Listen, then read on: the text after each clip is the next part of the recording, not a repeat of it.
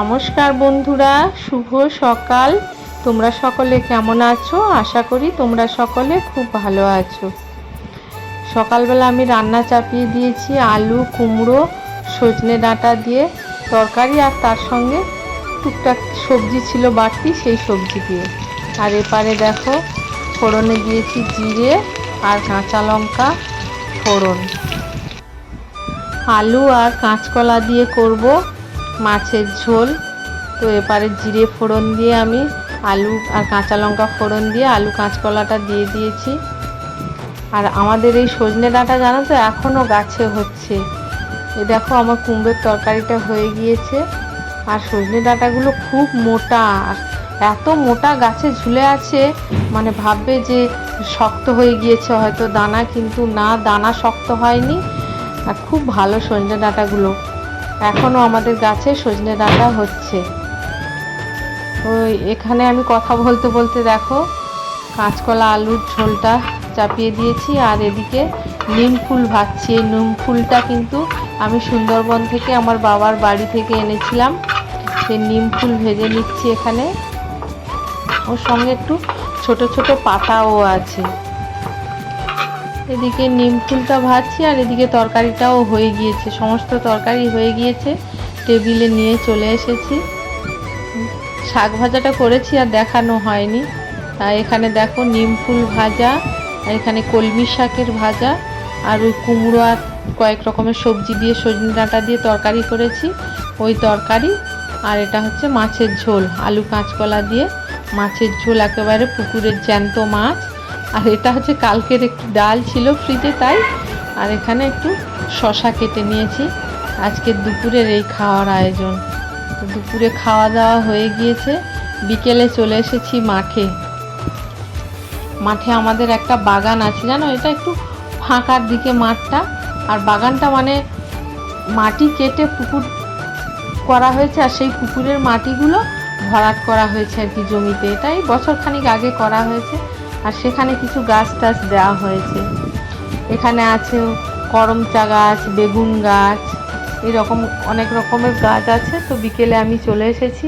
কিন্তু এখানে জানো তো অনেক কলমি শাক হয়েছে, আর সেই কলমি শাক নিতেই আমি আজকে এসেছি। দেখো আমি কীরকম কলমি শাকগুলো নিচ্ছি, মানে ছোট ছোট পাতা আর খুব ছোট ছোট ডোম এইরকম দেখে নিচ্ছি। দেখো একটা একটা মানে চাইন টাইপের হয়ে বসে আছে, কত সুন্দর দেখতে লাগছে। দেখো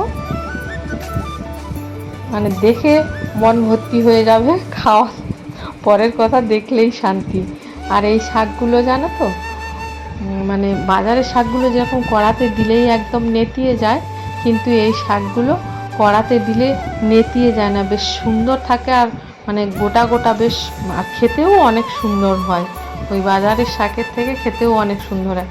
আজকে যে আমি এই রকমের শাক নিচ্ছি, এর একটা কারণ আছে জানো।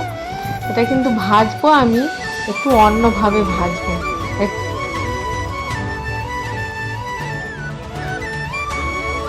এখানে অনেক ডোক হয়ে আছে দেখো, এই যে অনেক লম্বা লম্বা নরম নরম ডোক এই মাটিতে শুয়ে আছে। কিন্তু এই ডোকগুলো আজকে আমি নেব না, এগুলো নিয়ে গিয়ে ভাজা করি, যেমন আজকে দুপুরে করেছিলাম এইরকম ডোকগুলোই ভাজা করেছি।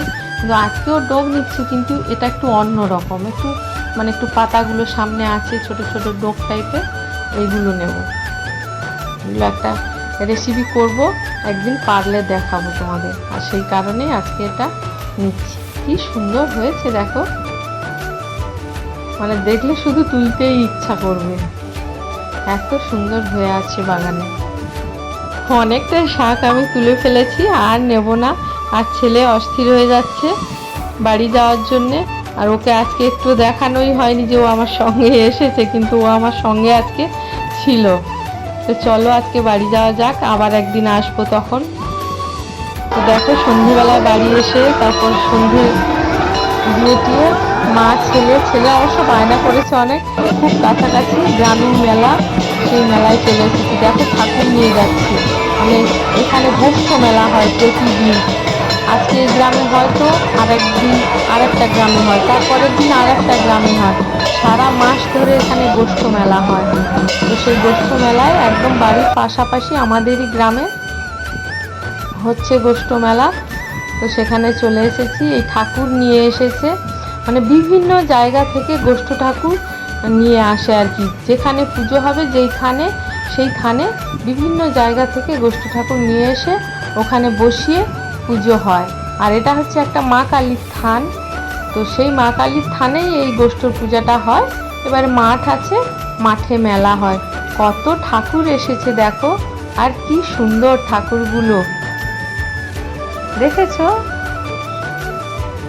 ছোট বড় মাঝারি বিভিন্ন রকমের ঠাকুর এসেছে, মানে দেখলেই একদম মন শান্তি হয়ে যাবে। ছেলের জন্যই অবশ্য আমার আজকে এখানে আসা হয়েছে, তবে আমার এসে খুব ভালো লেগেছে।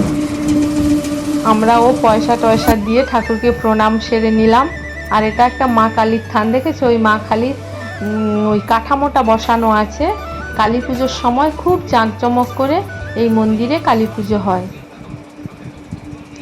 আর এখন গোষ্ঠ মেলা হচ্ছে, তবে এই গোষ্ঠ ঠাকুর রাত্রিরেই পুজো হয়ে আবার যাদের ঠাকুর তারা আবার নিয়ে চলে যাবে। আর ছেলে একটা হাতি কিনেছে মেলা থেকে, এখনও মেলায় ঘুরছে, আরও কি খেলনাপাতি কিনবে, এটা তার মনের ইচ্ছে। আচ্ছা হোক, ও কিছু কিনে নিক। অনেক দোকান বসেছে, ও ফুচকা খেলো, তারপর কি চাট মশলা খেলো, আইসক্রিম খেলো, আর খাওয়া দাওয়ার মধ্যে তার আর কিছু নেই। এবার একটু খেলনা টেলনা নিয়েছে, আর একটু আধটু কি নেবে, তারপরে আমরা বাড়ি চলে যাব। আর গরমের সময় একটু বাইরে এসেও ভালোও লাগছে, খারাপ নয়। তো দেখো এবারে বাড়ি চলে এসেছি, এবারে ছেলের খেলনাগুলো দেখো, ওটা কি একটা বন্দুক, তার ভেতর ছোট ছোট এইসব এই ছোট ছোট এইসব গুলি আছে, ওই আমাকে গুলি করছে। এই একটা বন্দুক কিনেছে, আর এটা কি কিনেছে, এটা হাতি চড়ে ও বিয়ে করতে যাবে, তাই একটা হাতি কিনেছে। আর এই ছোট ছোট গুলিগুলো ওর ভেতরে সাজিয়ে সাজিয়ে দেয়, আর ওই ফট ফট ফট এইসব করছে আপাতত। গরমে না জল ঢালা ভাত, পান্তা ভাত এইসব খেয়ে খেয়ে আমার মনে হয় মানে ভেতর থেকে ঠান্ডা লেগেছে, সেটা বুঝতে পারিনি। এই গালের না উপরে টাকরা ব্যথা, একটু হালকা ঘা মতো, আর খাওয়া যাবে না। আসলে খাওয়ার অভ্যাস নেই, এত খাই না, কিন্তু অত্যাধিক গরমে খেতে বেশ ভালোই লাগছে, তাই মাঝে মধ্যে খাচ্ছি, কিন্তু উচিত হচ্ছে না বোধ হয়, একটু কমাতে হবে। তো আজকের ভিডিওটা এই পর্যন্ত। আমার ভিডিও যদি তোমাদের ভালো লেগে থাকে তাহলে প্লিজ লাইক, শেয়ার এবং সাবস্ক্রাইব করে দিও। বড়দের জন্য রইল আমার প্রণাম, ছোটদের জন্য রইল আমার অনেক অনেক ভালোবাসা ও শুভেচ্ছা।